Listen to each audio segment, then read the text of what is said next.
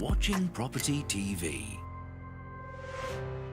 In this episode of Business Success with Graeme and Leanne Carling, the couple are travelling from their home in Dubai to London, where they are meeting with a world-renowned businessman and philanthropist. The man they will be meeting was the founder of a company that grew from 0 stores to over 600 and was subject to an exit worth over £1 billion.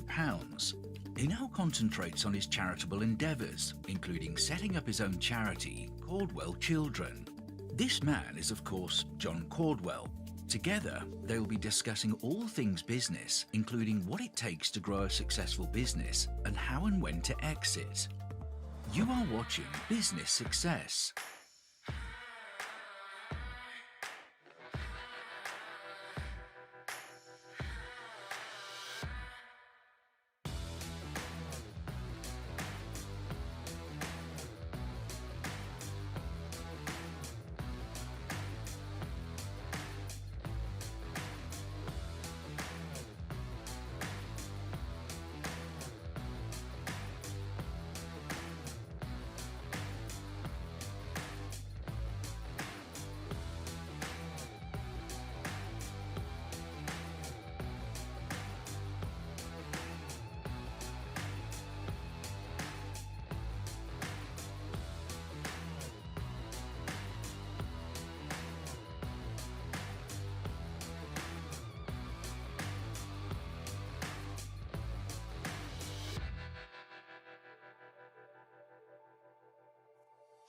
Welcome back to Business Success.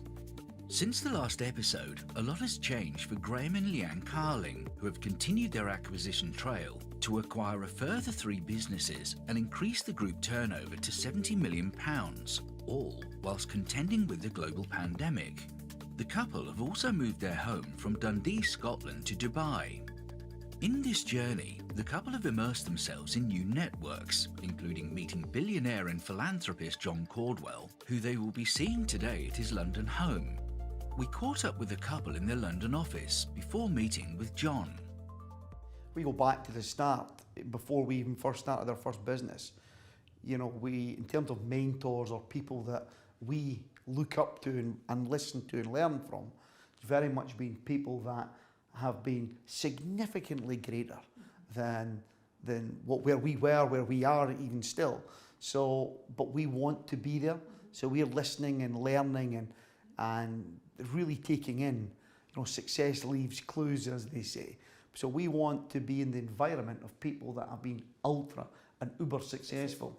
And not just in the past though, with people that are on it and working at it every day, because that's the type of people that we are. We love business, we love entrepreneurship, and people like John Caudwell. I mean, everybody knows how successful he's been and still is. He's well known now for his philanthropy, but very much still, in a big business, and that kind of gets forgotten because he wishes to be seen or be remembered as a philanthropist, but very much an entrepreneur in every sense of the word, and we just love being around people like that and being in environments like that, don't we? What I want to ask John is, was it always his plan and intention when he was starting out to grow and sell and exit the businesses?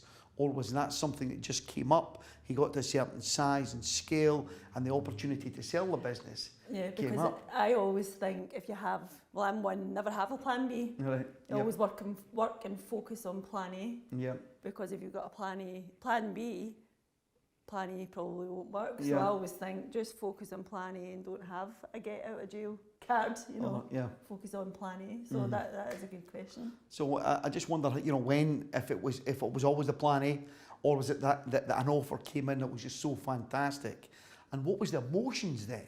What was going through your mind at that point? I mean, I can imagine at the numbers, the billions we're talking about, it had been pretty exciting, no matter who you are. So I just wonder, what it was like, wonder what that process was like, how it happened.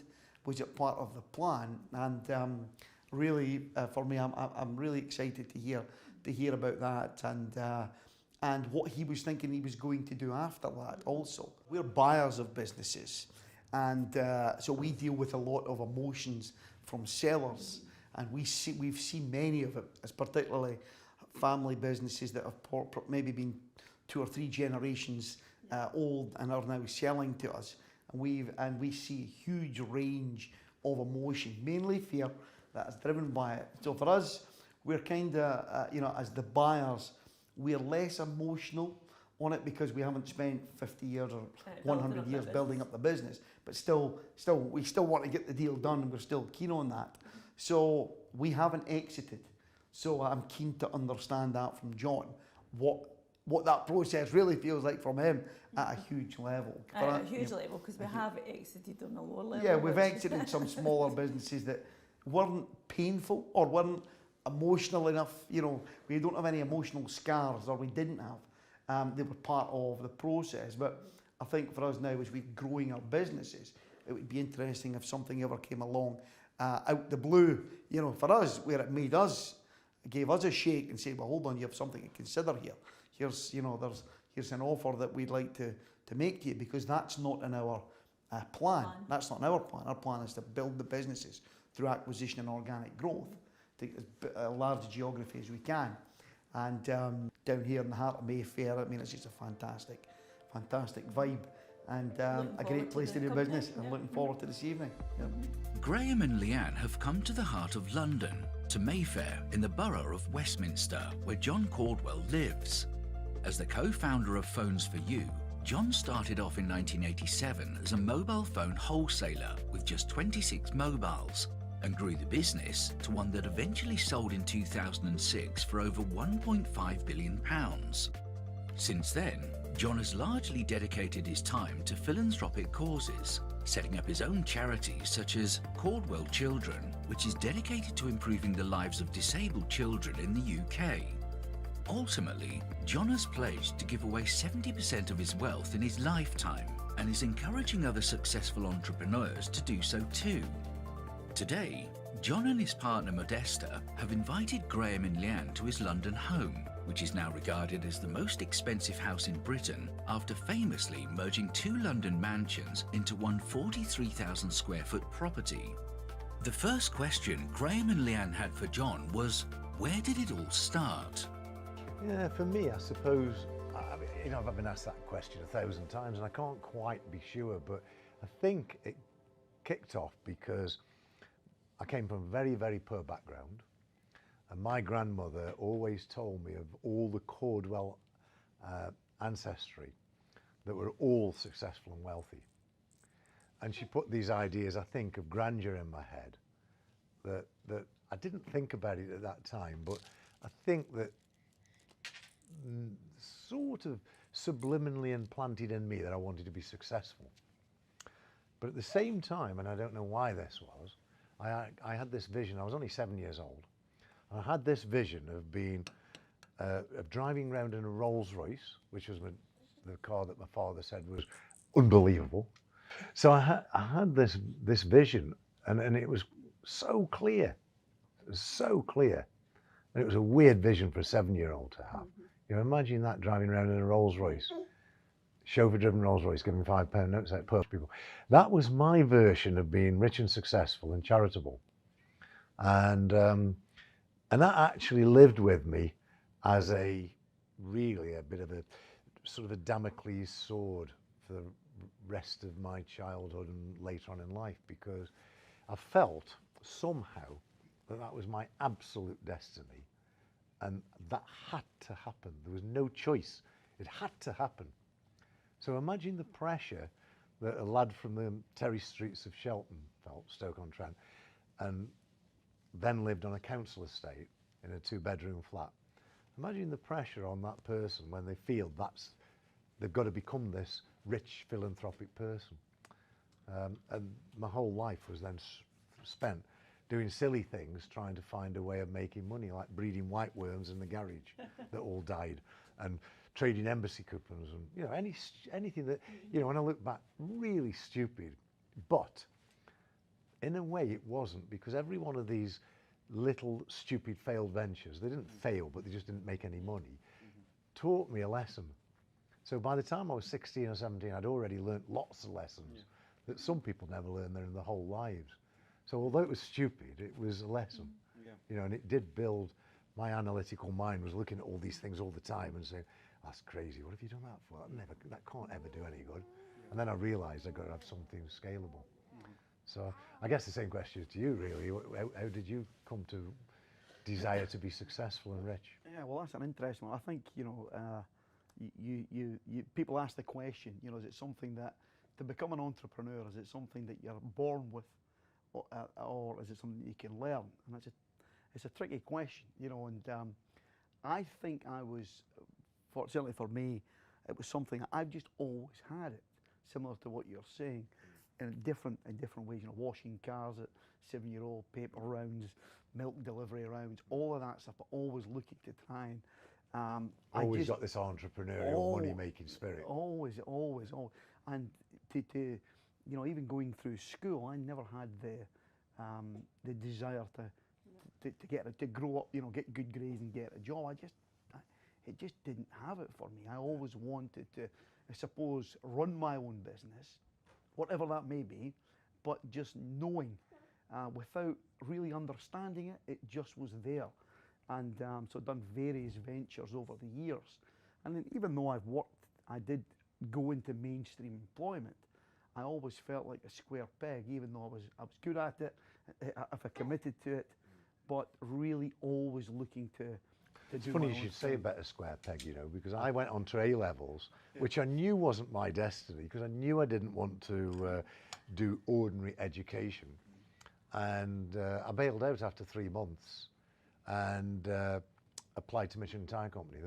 I think there was about 1,500 applicants and only 60 of us were going to get the job. Right. So it was a really, really challenging thing to get the job. And I was lucky I got the job. But I always, to your point, felt like a square peg, because everybody else was career minded, and I knew my career was never going to be in engineering, although I don't regret doing it. It was a wonderful training, but it was never going to be in engineering. It was never going to be working for anybody else. And I knew that, although I'd got no idea how to break out of it. So I absolutely understand the square, feeling like a square peg. You are watching Property TV. You are watching Property TV.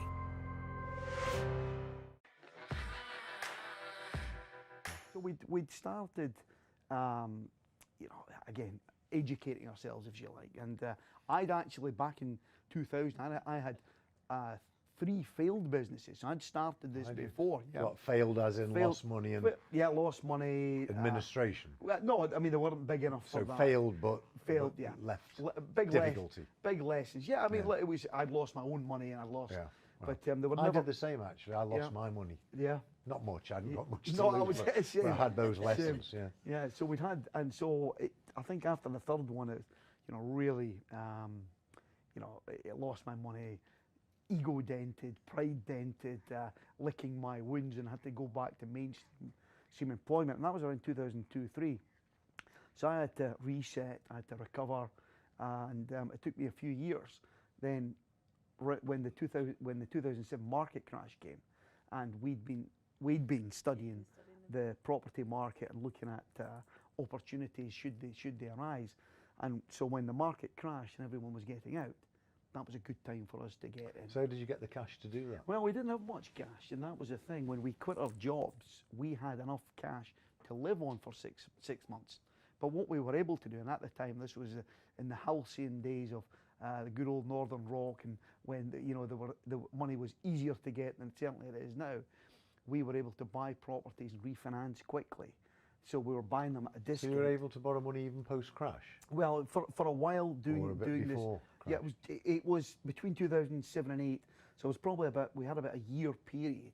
Yeah, it went soft. Things went soft. Yeah, it went soft. But not crash though, it went soft. Then it crashed. Yeah. Then things had to change. So during that period was when we got in. So unfortunately, we got in right at the tail end. We wish we'd have started, you know, a good few years earlier when money was easier to get. Yeah, but then you might have been bankrupted that's by right. the crash. Yeah, and we a lot of people went under as a result of that crash. Yeah, and we bought many of their assets actually when they went down. We were able to pick them up. Yeah. So that was kind of how it started for us, and we just kept reinvesting the money into acquiring properties and just built up a portfolio that. So you're a developer or no? Well, we do investment properties. Or yeah, residential properties. Residential investment. Residential investment properties. Yeah. So you rent residential. Yes. In Scotland. In Scotland. Yep. Yeah. So we built that up over a period of time, and during that period, what we were able to identify was a demographic whereby people on low income. It's not low income housing we have. We have sort of middle of the road, nothing fancy, but not affordable. Yeah, affordable. So there was a big unfurnished. Unfurnished, yeah, mainly unfurnished. But we do some. It was mainly letting properties at affordable rates, whereby a number of the tenants may not have had. They might have had bad credit, weren't able to. They didn't fit the conventional box for getting a tenancy. So we took a bit of a gamble with that demographic. And it worked for us because. What sort of yield were you getting back then? We were getting. I mean, we were targeting double-digit yield, but anything above 8 is what we do. How many properties have you got? We've got 350 plus units. Yeah, we've got. So we have mostly flats, or yeah, mostly flats. We have student accommodation. Oh, student. Yeah, that's good, isn't it? Student. Yeah. Yeah. So we have a mixture, but I mean, we kind of pivoted out. That's a big business you've grown, isn't it? In what, 10 years? Yeah, or a bit more. But yeah, it was a bit more. Yeah. And we haven't actually bought anything substantial because we kind of diverted into building services companies, which almost is, looking after the properties. Yeah. So we moved. So you're building managers as well. Yeah, yeah. So we now. So you do all the management services for apartment blocks and things like that. We do, and we do a lot of it for the local government now and housing associations. Ah, very good. So the companies look after the buildings. That was. Yeah. So no cash outlay and no risk. Yeah. Well, low risk. Yeah. Low risk. Yeah. Well, there's probably no such thing as no risk, but compared to a lot of things, it's no risk. Yeah. Yeah. So you built an amazing property portfolio in quite a short time, but. And I'm interested in your view on the but. Yeah. It's very difficult at a property to end up with any multiple on the business you sell. Yeah. Although I believe you're managing properties now, which gives you quality of earnings. Yeah. But have you sort of thought about that you make your short-term profits, but what about your multiple if you come to exit? Yeah, and you're absolutely right. And I think particularly the residential market that we're in, we found that. Shush, boy. Whilst we were able to make a reasonable income, a multiple at the end basically wasn't there. No. So we diverted out of property, and we see, and now we've been doing it for a number of years now, far better multiples and opportunities in the business sector. Yeah. So we've really. So you're gradually transforming your business to give a quality of earnings that gives a multiple, so that there's an exit. Yeah. Rather than just taking net asset value, you end up with the multiple. Yeah. And that is the big thing about, I think, any business. And people have asked me, what would you go into now? And I would only ever go into World Wide Web. Okay, It would have to be something that was globalized. Yes. I'm not that interested in making money anymore, really, but if I was going to do it, it would have to be something I could globalize, something that I could put a really high tech value on, so that not only is it globalized for massive expansion, but also you've got this high quality of earnings, so you can get a huge multiple. Yeah. I mean, look at some of the businesses today selling on multiples of 200 or 300. Yeah. I mean, to me, it seems ludicrous, but I mean, I sold my business on a multiple of 8, even though it was in the mobile phone business. Right. But I think, for me, any business would have to be capable of carrying a high multiple, and part of that is having a high growth factor. Yeah. And if you can get the high growth factor in a sexy industry, then you get the high multiple and you can make a fortune out of that. And that's what the kids are doing today, isn't it? Yeah. In application software and everything, they're just making colossal money, much easier than you are doing at the moment, much easier than I ever did. Yeah. You started converting your business into a multiple, a business with potential of multiple selling, rather than just net asset sales. So is that on your horizon at some point that you'd like to sell? Yeah, I think that's the plan for us. I mean, to go and we're looking to, it's a complete opposite to the property side. And we kind of naively didn't, we weren't thinking far enough ahead with the properties. It was always our intention to buy and hold, keep for the income, in perpetuity, if you like. But certainly for a while, it wasn't, there was no exit in our plan, really. And but when we, well, I guess the thing is, when you'd made a bit of money, you get smarter and smarter, don't Yeah, you? You made some money, and that, yes. it's no longer about, well, have I made enough money to live? It's then about, well, how can I really build this business into something worthwhile, long-term and saleable? Yes. And John, for you, was that when you were starting, your businesses, was it always with, did you get that early in terms of multiples and exit? No. Was that something? No. At first, it was only about building financial security. Yeah. Then when I got financial security, I wanted wealth. Yep. And then when I got wealth, I wanted reputation and more wealth, but with reputation, I wanted to build something that I was proud of. Yeah. And then the dream of this 7-year-old that was going to be charitable, I knew I could afford it. Yeah. And then I became extremely focused on charity as well. Mm-hmm. But in the last probably 15 years, quality of earnings to enhance the multiple and enhance the chances of selling the business were crucial. No. So I didn't do anything for short-term profit. Everything I did was for long-term quality. Right. So that any buyer would see a really quality business, Yep. quality run, with an amazing reputation, great people, Yeah. and therefore would give me the multiple that I desired. Okay. Not that I was thinking of selling, but what sort of happened was the mobile phone business matured to a point where I was worried about the future, but at the same time I was predicting a big recession in the UK, and I was feeling like that in 2002. So the big recession didn't come in the UK alone, it came in the world, and it came quite some years later. But it actually started coming in 2006. It's just that people didn't recognise it was coming off. But it was coming off because all the mezzanine debt that was being put into private equity was beginning to evaporate. And you could sense, house prices too high. You could sense that there's a huge bubble building up.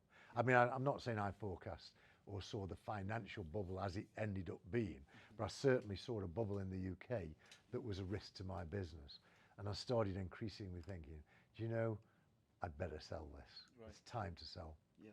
And then it was like, well, I'm selling my identity, because that business I grew from 1 person to 12,000 people, from no turnover to 2.4 billion. Yeah. And it was my identity. Mm-hmm. And I'd got some amazing employees who are still in touch with me today, and just regularly say, you were the toughest boss I could ever imagine working for, but you taught me so much that I'm now successful. And they're chief executive in one case of a publicly listed company, a FTSE 100. Right. So I bred a lot of people that were extremely successful, and that was very, very, very rewarding. Yeah. And that became my driving force, really, it changes, doesn't it? You're probably like that now, you've made your money. I bet it's not just pure money that motivates you now. I bet the other things are coming in. Yeah, yeah. And when you were going through the sale process, emotionally, what was that like at the time? Well, it was tricky because my business was complicated. It was 20 companies all the way across the whole breadth of mobile phones, everything. We were the world's biggest distributor of handsets, the world's biggest distributor of accessories. We were the UK's biggest air service provider with 2 million customers. It was really a tricky sale. In fact, I threw 2 buyers out because I knew they were messing me about. Right. I knew they were filibustering me and taking me down a pathway. I could just sense it. Mm-hmm. And my advisors were horrified because I threw this company out altogether. But I knew it was going to go nowhere. Right. And in any event, I thought, well, I'll throw them out. If it's really going to go somewhere, they're going to clamour to get back in. Yeah. If they don't clamour to get back in, I was right, and they didn't. Yeah. So I had a really difficult sale process. It took over a year. Okay. Yeah. And I believe we got out probably in the only month we ever could in terms of lateness, which was September 2006. Because I talked about mezzanine debt going. Yeah. Private equity companies were buying companies and they were putting as little as 7 or 8, 9% of their own money in. The rest was main primary lending and then mezzanine debt. Mm-hmm. So they got no skin in the game. You know, if they won big because they got all that huge return on let's say a 10% investment. Yeah. If they lost 10%. Yeah. So the bet was disproportionate. Yeah. And that was another way I knew there was going to be an explosion, because it was ridiculous that was the way that business was done. Yeah. So anyway, I got it away on that September date, and you know, it was a strange sensation, because it was like selling my identity and selling my baby that had grown into an adult. Yeah. So it was a strange sensation, but quite a relief as well, because I'd lived for 20 years on the edge of a precipice in many ways, because it was such a dynamic, aggressive, hard business where everybody wanted to kill you. Right. Your suppliers, your customers, and your competitors. Yeah. So you got no happy relationship anywhere. Everybody wanted to kill you, which is not a good place to be. That sounds familiar as well. Yeah. So from selling your babies to helping babies, John, you're at the Caudwell Children. Well, I eventually I did start Caudwell Children actually in 2000 Okay. But when I sold the business, it enabled me to do much more charity work across the piece. Yeah. And to grow Caudwell Children. And charity just became an absolute passion. Yeah. It's what really motivates me in life. I was at Bomber Command Memorial for the commemorative ceremony on Sunday, meeting the old veterans. There's very few left now. In fact, there's only 3 there. One from Poland, the only veteran from the Polish Air Force, and 2 from the UK.